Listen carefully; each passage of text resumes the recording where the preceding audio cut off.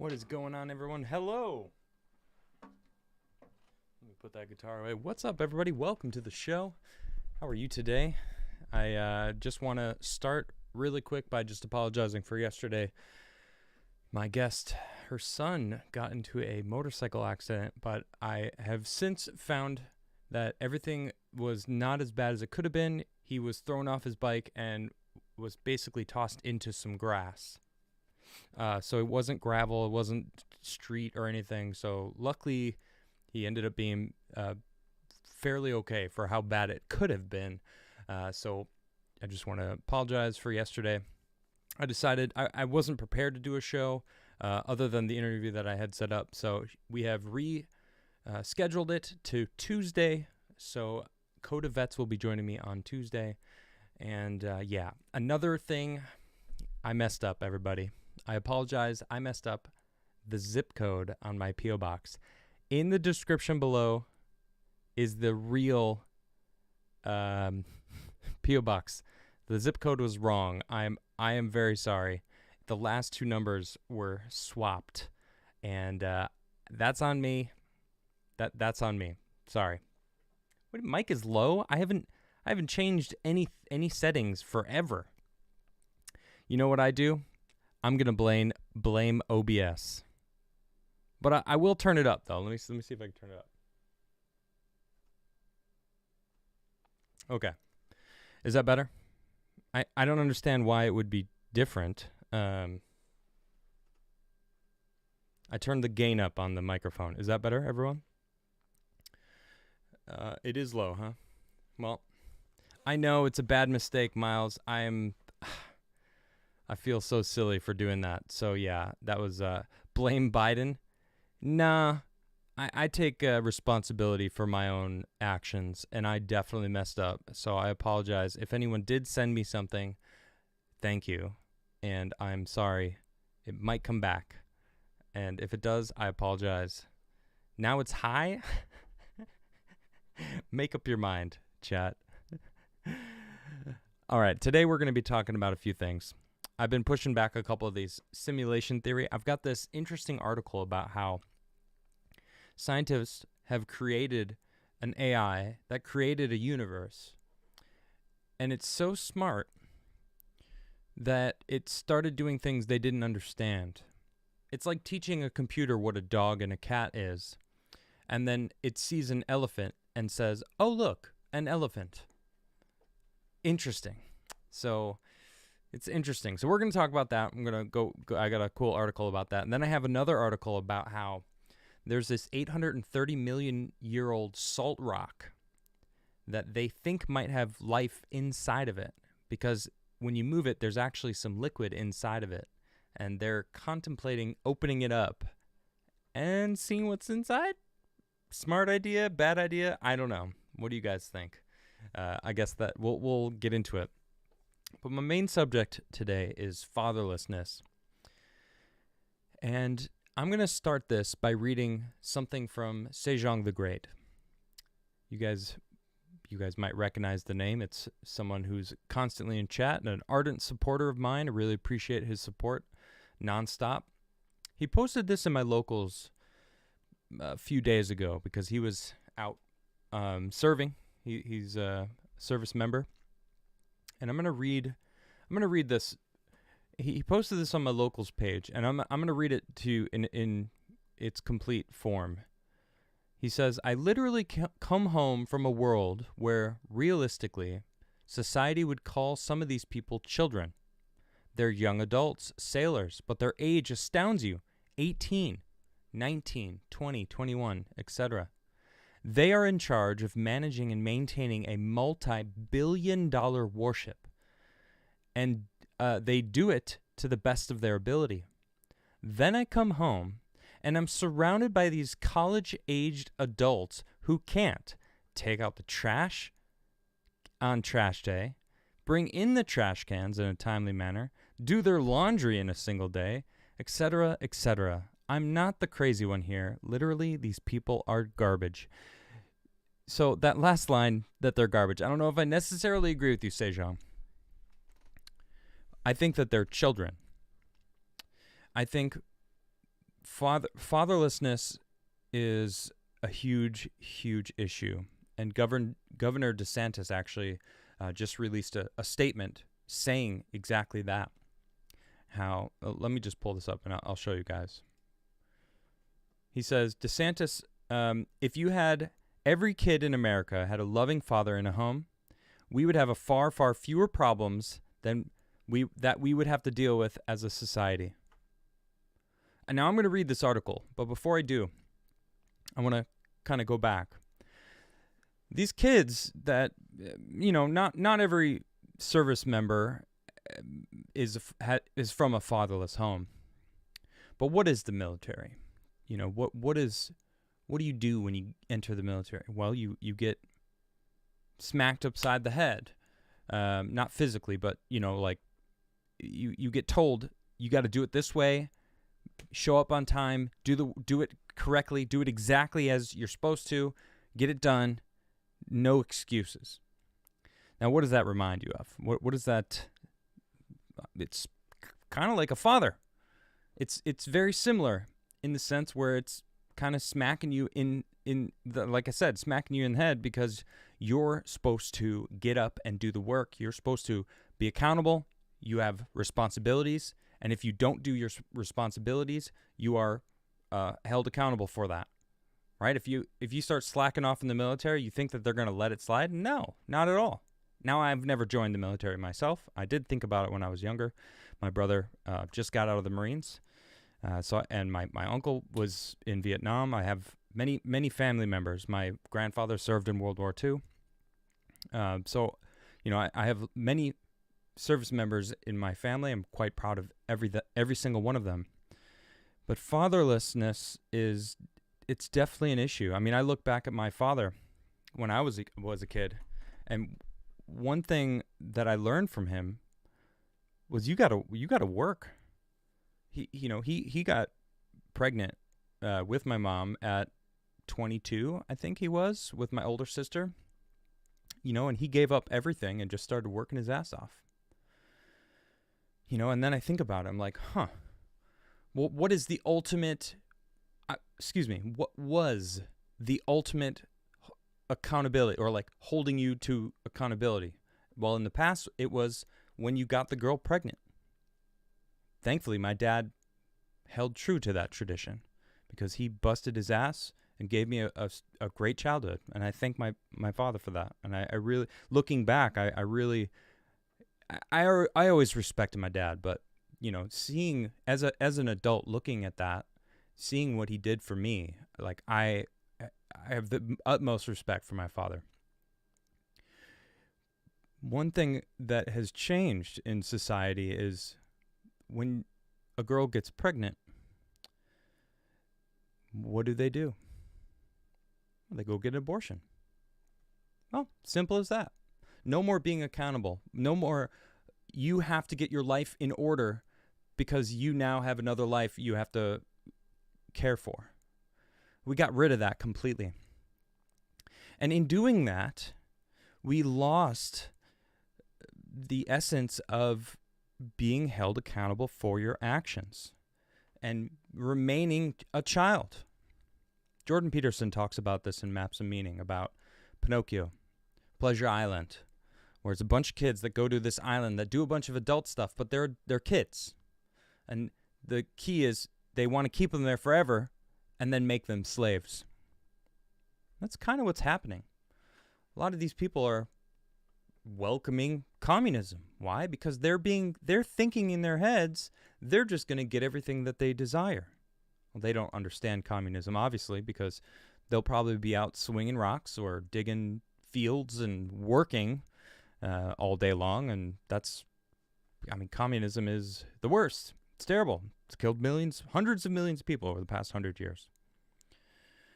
We've lost this essence of my life suddenly is beyond my own once I have a child. We have the society built off of, whatever, you can get rid of it. Or if it happens, whatever. Guys just leave. Women are left raising a child on their own. Most often, sometimes it's the other way around in rare instances, but it does happen. You know, we have just the fact that there's no father in the home. Look at what a mother does. You know, she's a nurturer. Good, right? It's not a bad thing. I'm not calling it a bad thing, but when you only have that, you know, we there's the term snowplow parenting. Well, what does that come from? You know, it's from a nurturer standpoint. I want to nurture you. I want to protect you from the evils of the world, from the microaggressions that are out there that you might think are bad for a child, when in reality, embarrassment is growth. Being shamed is growth. Being ridiculed is growth. Losing is growth. And the father is supposed to tell you, brush that dirt off of your knees, get up, and be stronger, and learn from that. Right? A father isn't supposed to be the nurturer. I mean, it's not necessarily a bad thing, but in the figures, the mother and the father, the mother is the nurturer, the father is the military, essentially, of the family. Get up, be responsible for your actions, do the work that needs to be done. Life is going to kick you in the ass, and if you don't prepare for that ass kicking, you're going to be a sucker in this life. And we have this, look at them all growing up. Look at them all trying to be teachers. Look at them all teaching children today that you can be a child forever. Color your hair pink and wear tie-dye and cut your dick off.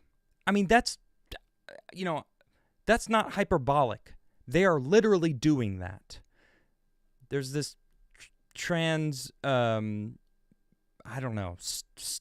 Man, God, there's so much bullshit like this out there. But I just read about how Libs of TikTok posted about a tweet that was deleted. There was a drag queen, all these drag queen things, specifically tweeting out, "Are you under the age of 18? Hit us up. We want you to come dance for us on our stage." Reaching out to minors to dance for them. This is absurd, and you know, they're becoming an enemy. No, they are the enemy. These people that are going after children, they're enemies now to me. You are my enemy if you're going after a child. Of course, they quickly deleted the tweet because maybe they didn't realize that that's pretty bad.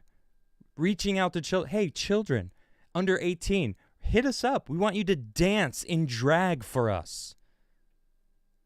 I have issues with that. All right? I love DeSantis, man. This guy is just, every time he steps up to the plate, he is knocking it out of the park. I 100% believe this is true. Fatherlessness is the main source of societal problems, calls on dads to step up. Look, if you get someone pregnant, it's time to step up. That's it. You had your childhood. I mean, as soon as you start fucking, because you know what that's for? That's for making children, right? When you start having sex, that is when you're, all right, fine. If you're going to have sex, you got to understand that if you get pregnant, it's time for you to become an adult and care for that child. But no one wants to do that. They want to be a child forever.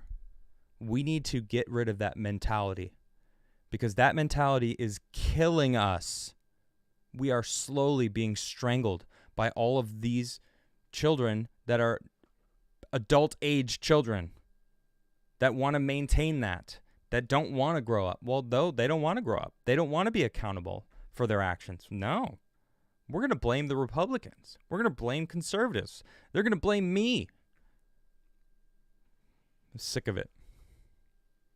Florida Governor Ron DeSantis points to fatherlessness as a main source of societal problems, echoing observations performed by sociologists and psychologists who who've diagnosed numerous societal issues to the current lack of fathers.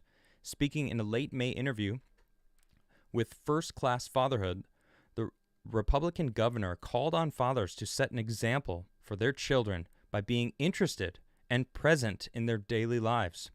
The Daily Wire reported, "If you have every child in America had a loving father in a home, we would have far, far fewer problems that we would have to deal with as a society." 100%.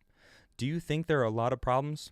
Oh, excuse me. I do think there are a lot of problems, but if you could just snap your finger and do one thing, and you did this, where the fathers were in the home, you would not even need to worry about a lot of these other problems, he added. Data provided by the U.S. Census Bureau strongly correlates with DeSantis' remarks. According to the numbers, over 18 million children in the United States who make up, I'm just shocked here, who make up 1 out of every 4 kids grow up without a father in their home. 1 out of 4 children in America. That is just a sad number. DeSantis and his administration are using these statistics to urge fathers to be present in their kids' lives. And the governor himself has chosen to lead by example by raising several kids of his own, sacrificing his time at the office to be closer to his family. I love this guy. "When my daughters were born, I was a member of Congress at the time up in Washington," said the governor, so I'm looking at myself, I'm sitting in my office in D.C. wondering, why the hell am I up here? I really want to be back down. Prior to his position as Florida's governor, DeSantis served as member of the U.S. House of Representatives to represent Florida's 6th District. He told the podcast that he now has more duties as governor, but he still finds the job to be more family-friendly due to his office proximity to his home. "I can go out and do stuff all day and be home for dinner," he said. "Even if I get home late, I see them in the morning, and so part of the reason why I ended up running for governor is because I had 2 young kids at home. So if I'm going to do public service, I wanted to make sure I could do it in a way that is family-friendly. I try to get back for dinner, try to get back to put them to bed, get them up in the morning, and of course, doing as many activities with them as possible," DeSantis added, telling the podcast how he tries to keep his children involved in his duties. "I brought my son to a multi-city stop one day. We did a bunch of press conferences. The last press conference, he fell asleep on the floor during the press conference, so I had to grab him and take him out," he shared with a smile. "We do make an effort to involve them and let them be able to see what a really great state to live in." The governor's remarks come following his passage of legislation in April, which aims to support fathers and their children by connecting boys with mentorship programs and men with career services. "There are more than 18 million children in our country who live without a father in their home," said DeSantis at the signing event. "This has a severe impact on children and often leads to dropping out of school, crime, and substance abuse. Incredibly, there are those who diminish the importance of fatherhood and the nuclear family. We will not let that happen in our state. I am proud to say we are doing everything we can to support involved fatherhood in Florida." Honestly, best governor in America right now. I mean that. He is the best governor in America. Name a better one. Name someone who's doing more for their citizens. You have to be financially literate to graduate school in Florida. Amazing. Florida's setting the path to have the strongest new generation. It's amazing. That's what we need. Financial literacy is incredible. That's what we need. You should be learning that. You should be understanding taxes. You should be understanding politics and not just like how the government works. It's like, no. Who's your local legislators? What are they working on? What laws are being worked on right now? Like you should get a baseline for understanding politics so that we're not just clueless going out into the world like, man, I got to work really hard just to pay rent. It's like that's a whole nother issue. Because when you have a strong family, a nuclear family, sometimes living at home isn't so bad. I mean, for most of humanity, families lived together for most of their lives until a daughter got married and then, went into a different family's home, that was a potential. Or a son, got married and got their own house. It's like that stuff happens. But it shouldn't be frowned upon nowadays. Now it's almost like if you don't have your own place, you're a failure in life. I know some very successful people that I was actually living with my mom for a little bit. Granted, I was helping her, and there's like an in-law suite, so it kind of worked out really well. But I don't know. I just think that we are moving in the wrong direction, and there's one governor who's doing the right thing, moving in the right direction, and that's Governor DeSantis. So I give him props. I don't even know if I want to. I have this other article. It's just so frustrating. I'll just show you. I'll just show you a little bit. I don't want to read this one. It's just there is so much of this shit going around. Drag queen events for kids. It's like what is this? We're talking about fatherlessness. A lack of father in the home, and this is men dressing up as women in front of kids. Look, I don't care if you want to dress up in drag. That doesn't bother me. I don't care. Do whatever you want to do, right? But why are you feeling the need to do it in front of kids? That's fucked up. That's weird, all right? That's like pedophilia shit, okay? I don't like it. It confuses children. You're doing it on purpose because you want to indoctrinate them. You want to see them in drag. You want to see those kids dance. That's why they deleted that tweet. They're like, oh shit, this is probably going to be frowned upon because people are going to look at it like we want to watch kids dance. And it's like, that's exactly what you posted. Well, no, we just want to give them a space to come out. It's like, to you adults? I'm sick of it, yo. I don't want to get annoyed. I'm borderline. I get pissed, dude. I have no more patience for this shit. Seriously, no more patience. Let's talk about this simulation theory. Let's move on. This is dope. Check this out. Check out the story. AI simulates the universe, and not even its creators know how it's so accurate. For the first time, scientists have used artificial intelligence to create complex, three-dimensional simulations of the universe. It's called the Deep Density Displacement Model, or D3M, and it's so fast and so accurate that the astrophysicists who designed it don't even know how it does what it does. What it does is accurately simulate the way gravity shapes the universe over billions of years. Each simulation takes just 30 milliseconds compared to the minutes it takes other simulations. And even more fascinatingly, D3M learnt from the 8,000 training simulations that the team fed it, vastly extrapolating from and outperforming them, able to adjust parameters in which it had not even been trained. It's like teaching an image recognition software with lots of pictures of cats and dogs, but then it's able to recognize elephants, says astrophysicist Shirley Ho of the Flatiron Institute and Carnegie Mellon University. No one knows how it does this, and it's a great mystery to be solved. Observations of the universe around us can supply a lot of information about its evolution, but there are limits to what we can see. This is why simulations can be so handy. By running simulations that produce results that match our observations, as well as simulations that don't, scientists can figure out scenarios most likely to have produced the universe we live in. But the complexity of our universe's history makes such simulations rather computationally taxing, which means they can take time to run. A single study could require thousands of simulations in order to obtain useful statistical data. This is where D3M developed by an international team of computational astrophysicists comes in. It calculates how, over 13.8 billion years, the age of the universe, gravity moves billions of particles in space. If we were to simulate this particle movement with a non-AI powered software, it could take up to 300 hours of computation for a single high accurate simulation. You could also get it done in just a couple of minutes, but the accuracy will greatly suffer. To overcome this problem, the research team decided to develop a neural network for running the simulations and trained D3M by feeding it with 8,000 different simulations from a model with the highest accuracy produced to date.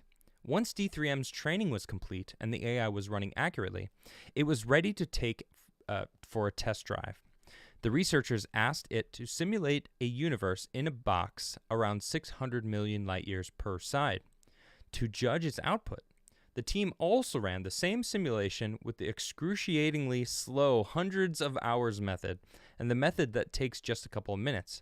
As expected, the slow method produced the most accurate result, while the quick one produced a relative error of 9.3%. D3M has blown all previous quick methods out of the water.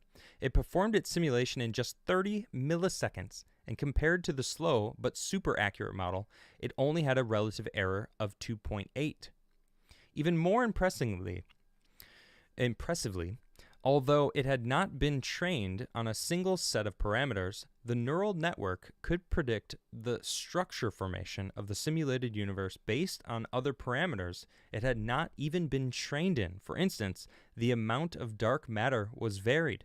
This means the AI could have a flexibility that makes it suited for a range of simulation tasks. Although before that happens, the team hopes to figure out how exactly it has managed to do what it does. We can be an interesting playground for a machine learner to use to see why this model extrapolates so well, why it extrapolates to elephants instead of just recognizing cats and dogs, Ho said. It's a two-way street between science and deep learning. This research was published in PNAS. Okay, what do you think of immediately when you see this or when you hear about this?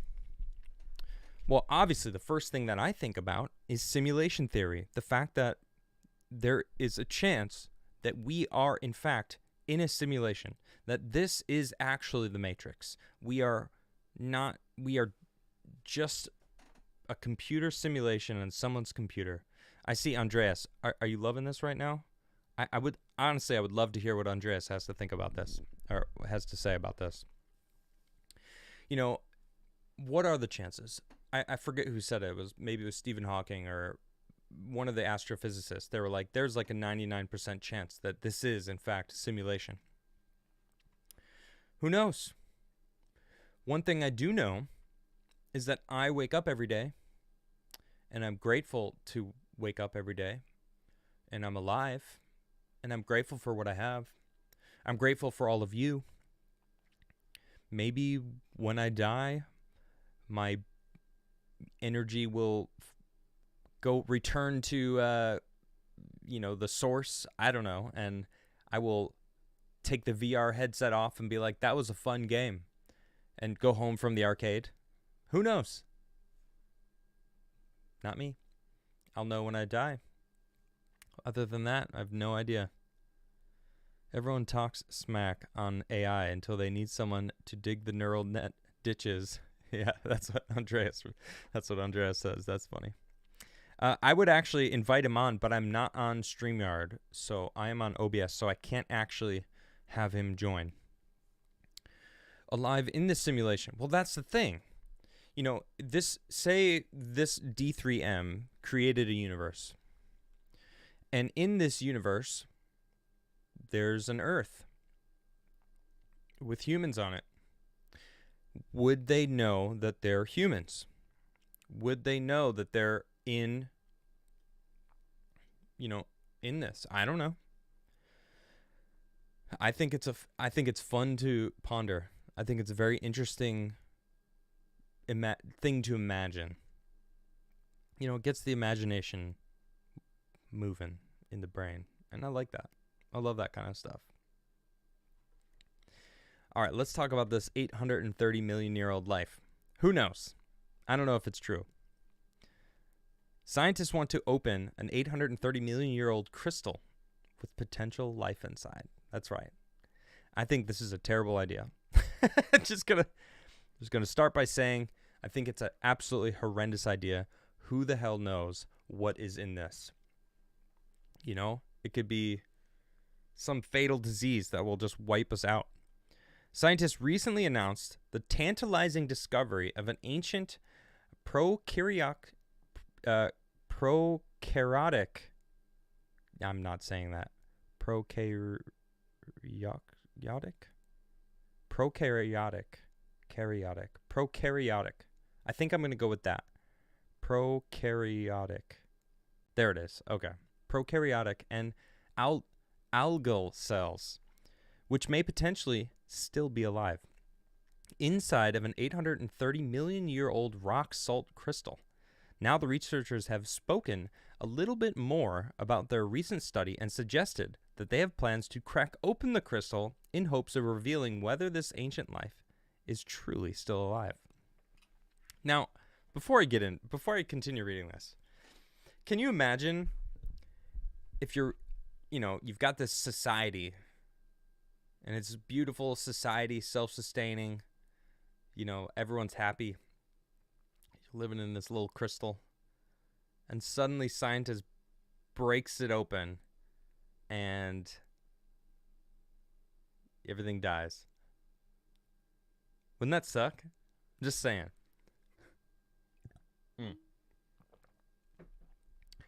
What's up, Sejong? How you doing, man? That's a good question. He just super chat. He said, the age-old question. Which came first, the universe or its simulation? And how many simulations are we in? Because we are creating universes. So who's to say that if we are a simulation, right? Let's just say we are living in the Matrix. Who's then to say that there isn't a Matrix on the level up, If we're close to creating a Matrix, then why wouldn't it be plausible that we're in a Matrix? And then, how many Matrixes are there? Is there eventually a world where it's the real world, like Morpheus says? Welcome to the real world. It's really interesting. Anyway, let's get back to it. Initially reported in the journal Geology earlier this month, the team used a selection of imaging techniques to discover well-preserved organic solids locked within fluid inclusions embedded in an 830 million year old piece of rock salt, also known as halite. They argued that these objects bear an uncanny resemblance to cells of prokaryotic and algae. Crystallized rock salt is not capable of sustaining ancient life by itself, so the potential microorganisms are not simply locked within the crystals. Like an ant trapped in amber, as rock salt crystals form through the evaporation of salty seawater, they can trap small amounts of water and microscopic organisms in primary fluid inclusions. A video of this incredible crystal can be seen below. Notice how a bubble can be seen within the crystal as the researchers gently move it around. It's within this small fluid-filled cavity they found potential hints of life. Let me see it. Let me see if this works, actually. Yeah, it does. Hold on. Check this out.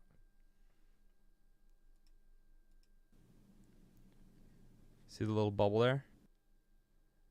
Oh my gosh, it's so fast. And now we play the waiting game. Now, you saw it. It's fine. We don't have to wait for that to load again. Since previous work has indicated that microscopic life can perhaps survive in a dormant state within the fluid inclusions of salt crystals for hundreds of millions of years, the team are keen to find out whether these tiny cells might still be alive. Speaking to NPR, study author Kathy Bennison, a geologist from the West Virginia University, said they aim to open up the crystal to confirm whether these organic objects truly are still alive or whether they have perished. Man, this kind of conversation, I started the show by talking about fatherlessness and how, abortions are basically just a lack of accountability and ability to maintain childhood forever. And it makes me think of Tom MacDonald. He has a line in one of his songs where bacteria is life on Mars, but a heartbeat isn't life on Earth. Weird. It's people are so stupid. I think that's the name of the song. People would argue that, a clump of cells isn't life. And I'm becoming more conservative by the day. I'll tell you. But these people will look at this. I say these people, like these people that are pro-abortion, pro-choice. They'll look at this and be like, "This is so cool. What if there is life in there?" They don't even make the connection. The fact that if this is life, but somehow on conception it's not life. How does their logic break that down, right? How do they justify that in their brains? Well, they don't, right? Because they're not taking responsibility for their actions. That's the thing. They never learned that. They were taught that everything's everyone else's fault and they will be sheltered forever, and that's what they want. They want to be sheltered forever. They don't want to face responsibilities. They want to be just taken care of. They want to be coddled forever. Fuck that. Anyway, bring it back here. There are little cubes of the original liquid from which the salt grew. And the surprise for us is that we also saw shapes of what are consistent with what we could expect from microorganisms, and that could still be surviving within that 830 million-year-old preserved microhabitat, Benison told NPR. While bringing the 830 million-year-old life forms back into the modern world might not sound like the most apocalyptic-proof plan, she's confident that it can be carried out with the utmost caution. A few minutes later. It's a zombie movie. Does it sound like the start of a zombie movie? I mean, it is like the perfect plot point. I mean, this is reality, though. They are actually going to cut this open and look at and see if it's life. And then, who knows? Enter some sort of zombie franchise to take this and run with it. It does sound like a really bad B movie, but there's a lot of detailed work that's been going on for years to try to figure out how to do that in the safest way possible. Yeah, it's really easy. Don't. You just don't. Other scientists agreed with Benison that if carried out cautiously and correctly, the feat should not be a concern. After all, an organism that is hundreds of millions of years older than humans is unlikely to be well adapted to infect us or bring harm. Okay, these fucking these scientists are going to be the death of all of us. It's scientists like this that say that line. After all, an organism that is hundreds of millions of years older than humans is unlikely to be well adapted to infect us or bring harm. Now, I am not a doctor. Okay? I'm not. So, who knows? Maybe they're right, but I don't believe them. I don't want them to bring that shit out. No. Leave that shit in there. There's no need. What is the point? Why are they what's the reason? Well, why? To study it, obviously. But the risk, I mean, I don't trust it. I don't think it's a good idea. An environmental organism that has never seen a human is not going to have the mechanism to get inside of us and cause disease. So I personally, from a science perspective, have no fear of that. Yeah, cool. You might not. I don't care. Bonnie Baxter.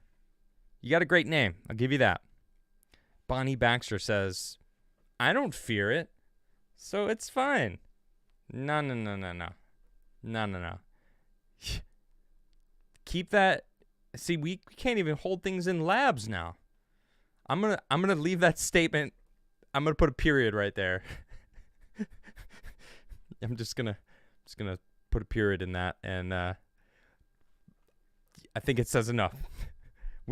No lab, no like level 3 emergency tiered system can keep a virus from getting out.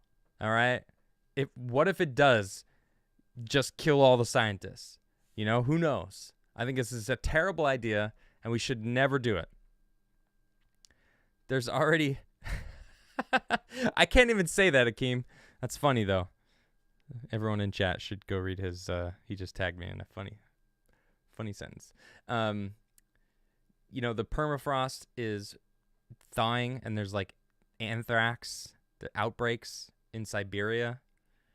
And it's like because the ground is thawing out, and stuff that has been frozen there is getting out, and there's outbreaks happening. Just because there wasn't humans 830 million years ago doesn't mean that, it wasn't an incredibly vicious, organism that seeks out mammals or flesh, blood or whatever it does. Who knows? I don't think it's a good idea. I do not think it's a good idea. Robert Wiles celebrating 18 months. Wow. Thank you so much, Robert. I really appreciate that. He says, I hope this makes Betty smile and Diana Francisco smile. For those who don't know, Betty is actually Diana's mother, and Diana is constantly in chat. I see you, Diana. She's chilling right there in chat. I hope Betty is doing well, and I hope you both smile, just like Robert does every day. And I have to get a shot in my back to help with the pain. Be blessed. You're all good, Adam. Well, thank you. Medical stuff. All right. Well, I hope it all works out. Miles Dolding says, our sons don't know how to become men. Yes, you're right. Absolutely. Sons do not know how to become men if men don't teach them. That's why a lot of military men become men. It's very rare to see a military guy that, isn't accountable for his own actions. There's a lot of vets that PTSD and veterans who have gone through some crazy shit, that's a different story, right? That's like, there are two different things here. I've heard some horror stories from my uncle. He wrote a book actually about what he went through. And, I got a lot of respect for anyone who chooses to serve something greater than themselves. We got to get more help to them. That's why, I don't know if you guys remember, the Commodore's Reserve, my coffee, proceeds go to 22 Until None, which is a nonprofit to help veterans. And then Coda Vets was going to join me yesterday. She's going to be joining me on Tuesday. And she basically just raises money for veterans on the daily. She's constantly posting, we save this person's rent. We save this person. We helped pay their car payment. We helped pay their mortgage. We helped give them food for their children. It's one of my favorite accounts to follow. And whenever I get a viral tweet, everyone's like, follow my show. Fuck that. I just say, follow Coda Vets. Go give them some love. Please go donate to some veterans, because veterans need our help a lot more than Ukraine does. And I'm not for Russia invading. I'm just, why are we sending our money? Why are we sending weapons? Why are we sending more war? Why aren't we vying for peace? Yes, Rose, I am also relieved that our son is okay. I agree. Jiri Vision for $25 says, life is beautiful. Damn right, Jiri. Life is beautiful. And we wouldn't know it was so beautiful if you don't go through some hard times. Life is ups and downs, roller coaster. Sometimes you're going fast, sometimes it's slow, sometimes you're up, sometimes you're down. But if you were never down, you would never know how good it is to be up. So cherish the moments that you're up. Sleep is the cousin of death says, put crack in minority neighborhoods in the 1980s and 90s, then be confused when there's no family in poor communities, and then blames the fathers. Wow. Okay. I think that's also an issue that, there's, crack, drugs, then blames the fathers. Well, I appreciate you showing up anyway, Sleep. I think that's definitely an issue where the government is putting drugs on the streets. The amount of fentanyl that's coming over and they're not doing shit about it. They want that fentanyl in America. Guaranteed they want that fentanyl in America, or they're being paid to do that.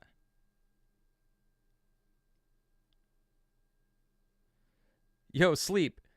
I see you ranting in chat. Look, I don't want anything going to Israel either. I don't want it. Why are you calling me conservative also? Jeez. I don't want any weapons going anywhere else. I want to focus on America and make America strong. Fuck sending our tax dollars anywhere else.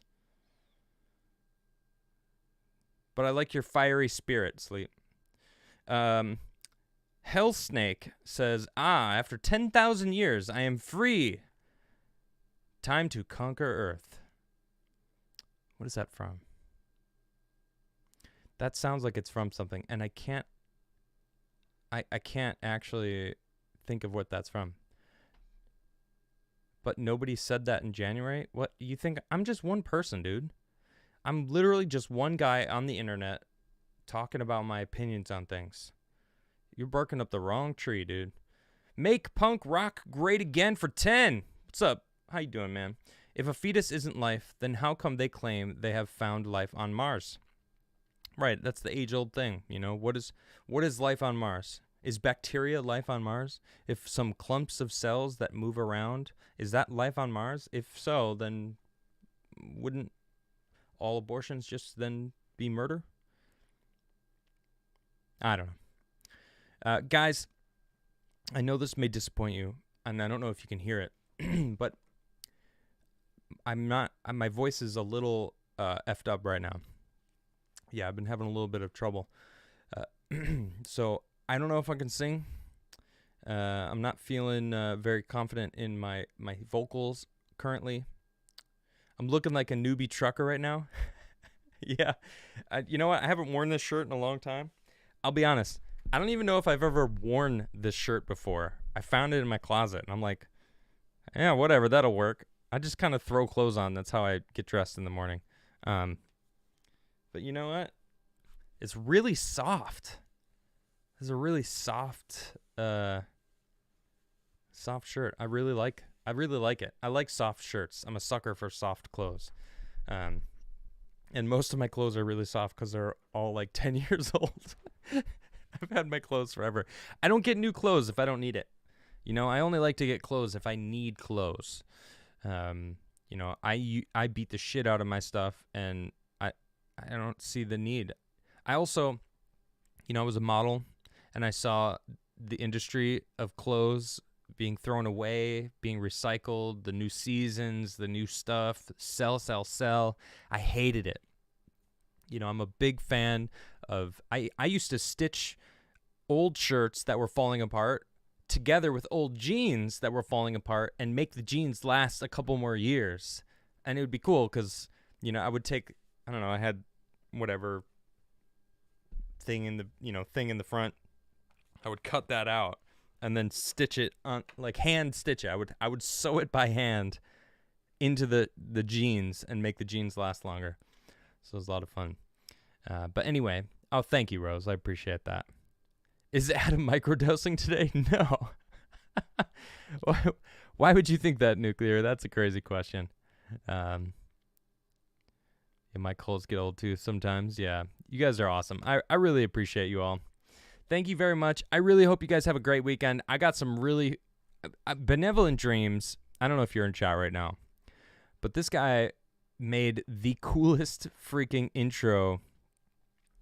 You know this? You guys know this part? So he took that and made a bass staff version of it. All right? So you guys are going to see it on Monday. Brand new intro.